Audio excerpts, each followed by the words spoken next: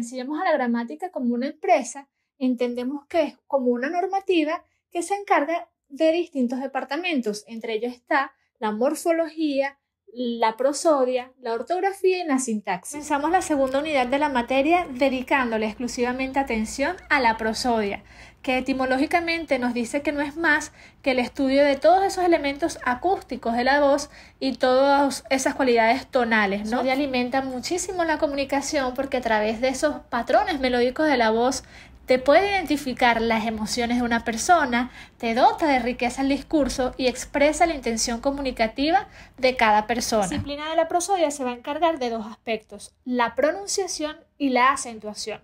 La primera en cómo articulamos los sonidos de la voz y la segunda a qué le damos intensidad cuando enunciamos una oración.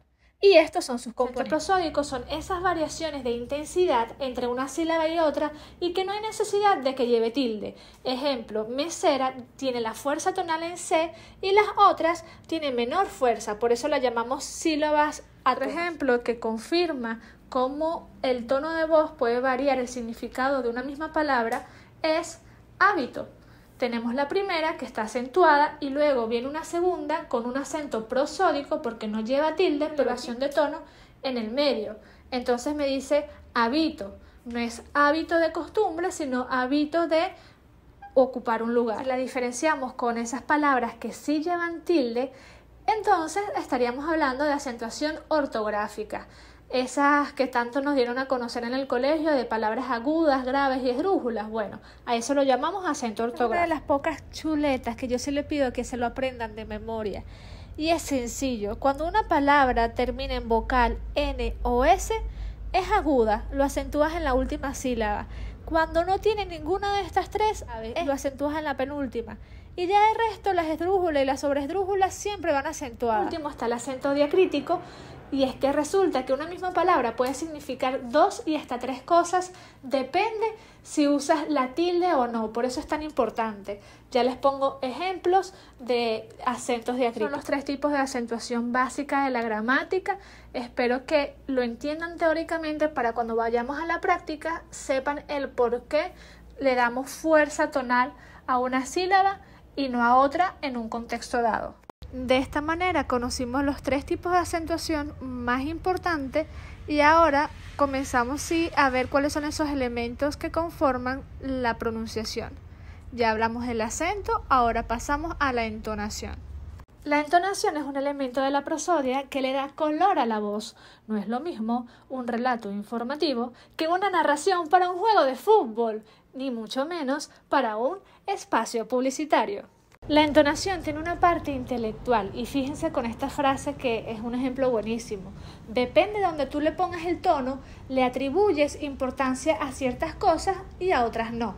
Ejemplo, tú dices, él es un genio, le estás dando importancia a su habilidad, a lo que es.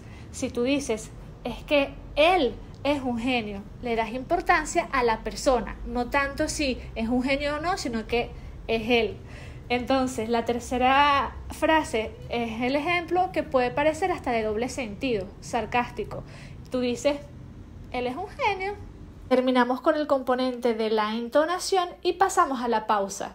Paradójicamente, el silencio habla más que las palabras y estas son algunas de las funciones que cumplen el silencio dentro de un discurso. Es así como lo más complejo de dominar al expresar un enunciado son las pausas, porque hay un punto medio. Entonces, si te pasas de los 3 segundos, puedes dormir a la persona. Aparte, pueden creer que estás mintiendo o de lo contrario, estás siendo sumamente artificial. Ahora, si hablas de una forma precipitada, donde no le das chance al silencio, no solo no se entiende, sino también es precipitado e incluso no se te va a enredar la lengua como me está pasando en este momento y demuestras inseguridad. Además, el manejo de respiración se te desploma. Entonces, las pausas también tienen mucho que ver con el otro componente que es el ritmo, que no es más que la velocidad con que hablamos. Si quieres hacer énfasis en algo, dilo lento.